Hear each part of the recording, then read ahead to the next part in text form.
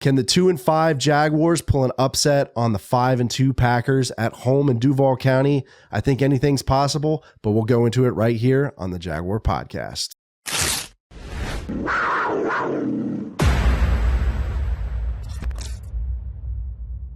What's good, everybody? It's Andrew coming back at you with another episode of the Jaguar Podcast, and it's Week 8, Jags versus Packers game preview time, and I apologize for the delay in content. I was on vacation a few weeks ago, and then work and life got busy, and honestly, the Jaguars haven't been a very interesting football team to talk about, not having a great season to start out, but, you know, I digress. They'll be facing a tough team here, the Packers, who are 5-2, who only have 2 losses, one being against the Vikings, the other against the Eagles. The Jags are 4.5-point dogs, and they're going to be facing a very, very good football team coached by Matt LaFleur.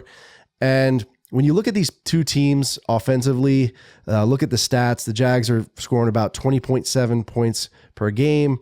The Packers are scoring 26.6 points per game. So I think they're pretty evenly matched offensively, but I think the one thing that's really going to help the Jaguars in this game are the Packers are really banged up. They have a lot of players questionable. Linebacker Quay Walker, Christian Watson, wide receiver, Jaden Reed, wide receiver for the Packers, and then backup corner Corey Ballantyne, Jair Alexander, and Cassian Nixon, who are both 2 starting corners for the Packers. Those players are listed as questionable, so that could really give the Jaguars an advantage in the passing attack. And then when you go to the Jaguars injury report, Gabe Davis, he'll be listed as questionable, Jags wide receiver. Travis Etienne, he's listed as questionable, so I guess Bigsby's going to be getting the majority of the carries, him and likely Dearness Johnson. Left tackle Cam Robinson, he's listed as questionable. He went out on concussion protocol last week against the Patriots, so it's still up in the air whether he'll be playing. It might be Walker Little. And then we have Andrew Wingard and Foye Oluokun possibly coming back and playing in this game off of IR. So that'll be a big deal for the Jaguars defense, especially the secondary and the linebacking core, which has needed some help. We definitely have felt the void without our veteran defensive players there. So I think that'll help the Jags defense, but let's go into some of the keys of the game for the Jags offense. You know, looking at the Packers defense, I think they're ranked 15th overall in the NFL, so they're pretty decent. They're 13th in run defense and 15th in pass defense per Fox Sports. So, but the Packers have a lot of injuries. Like I said, a lot of players questionable. Even their backup corner Ballantyne is listed as questionable. So this might create some mismatches in the Packers secondary for the Jags to exploit. Quay Walker, he's also questionable, linebacker for the Packers. So, you know, we have some opportunities, like I said, to exploit that, create some mismatches with Brian Thomas Jr., who's a deep threat. You know, we have Evan Ingram, who's pretty much like another wide receiver for us. He's tight end, very good player. He's got to get open, create separation, and get open for those crossing routes, over the middle routes, and intermediate where he really shines, I think. And then we got to come in with a really good game plan here. We got to throw past the chains, be aggressive, you know, get out early, score early, you know, use the running game to open up the passing attack. And we got to protect Trevor, man. Have to give him time to throw the football. That's essential. All right, so let's go into some of the keys to the game, rather, for the Jacksonville defense. You know, the Packers are 5th in rushing in the NFL, so they're going to have to shut down Josh Jacobs and minimize him, because if he gets going, it could be a very, very long day for the Jacksonville defense. They could get tired pretty easily, and then, like I said, could not be a fun experience for the Jaguars defense and the Jaguars fans as a whole there in Duval County. The Jaguars are going to have some opportunities there to take advantage of injuries in the wide receiving core for the Packers. You know, like I said, Watson and Jaden Reed are injured and might not be playing, or are listed as questionable in this matchup. So Buster Brown, Ronald Darby, and Campbell have to have good games. Can't give up big plays, so they have to lock down the Packers wide receivers. Got to get pressure on Jordan Love, so Josh Hines Allen and Trayvon Walker have to get going, have to get pressure on the quarterback, get in his face, put your hands up, make sure that he has trouble making those throws.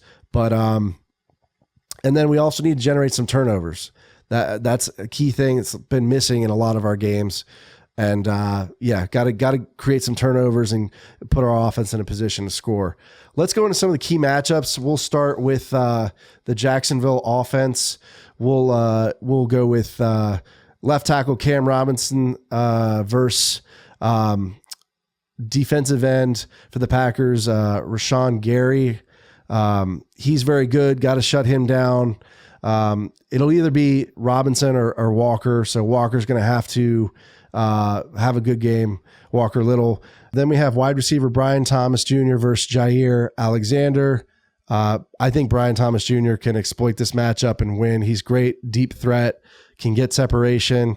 Next matchup here, we have tight end Evan Ingram versus strong safety Evan Williams. And I think Ingram again can win this matchup, get open, and really exploit that Packers secondary. We'll go into some key matchups here for the Jacksonville defense.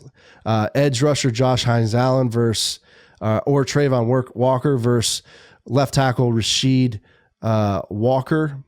I think Allen and Walker can win these matchups and get to Jordan Love. And if they do, hopefully generate some turnovers and just get in his face, make it difficult for him to throw and just make him feel uncomfortable back there. Next matchup here is Jags linebacker Devin Lloyd versus tight end Tucker Kraft.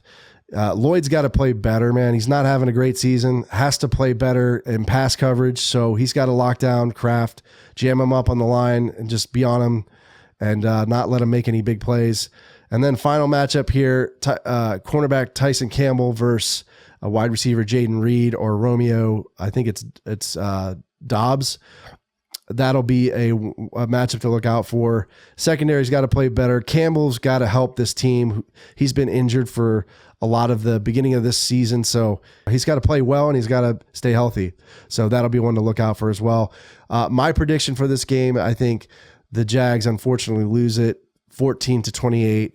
I think they'll have, likely come out strong, being this being a home game, but they can't seem to put 4 quarters of football together. So that'll be my prediction for the game. But what do you guys think? You see the Jags winning this game. Let me know how you feel, what you think a prediction is. If you want to support my work, hit that subscribe button on YouTube. And then if you like this video, hit that like button. Helps me with the YouTube algorithm. I'm a podcast. Check me out on all platforms. Hope you guys are doing well, and I'll see you next time. Duval! What's up, everybody? It's Andrew from the Jaguar Podcast. Hope you enjoyed the video. Don't forget to subscribe to the channel as always. And remember, this is a podcast, so you can find this pretty much wherever you find podcasts. Subscribe to it.